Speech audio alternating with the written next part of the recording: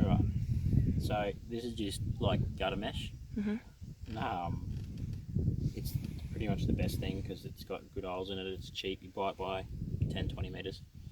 Anyway, I cut it, you know, roughly sort of hand space, fold it back onto itself. You can use any sort of little ties, little bits of wire or anything like that, but I prefer to do it with zippy ties, only because it's quicker, it's easier, and you're going to put a lock on it. So one just off the corner there.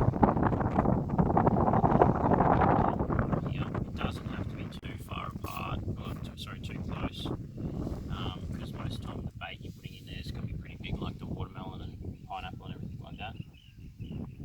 So, you know, your spacings like that are pretty good. And we'll just put one up the top corner here. Explain what it is. And that's your bait bag. So you've got an opening in the top there, so you can put your bait in for the red claw. And then when you put it in the pot, you'll grab another zippy tie and zippy tie through the top there.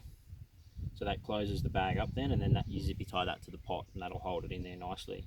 And then when it comes time, you know, the next day to be able to rebait the pot, then it's just a matter of you just snip that zippy tie, because zippy ties are cheap, you get it in bulk anyway, and then you can empty out that, rebait it, and then zippy tie it back into the bottom of the pot again. We'll just grab scissors, because no one likes these little tails. Just chop them off, relatively short, and that's it. Now they should last a fair while, but I've kind of lost all of mine.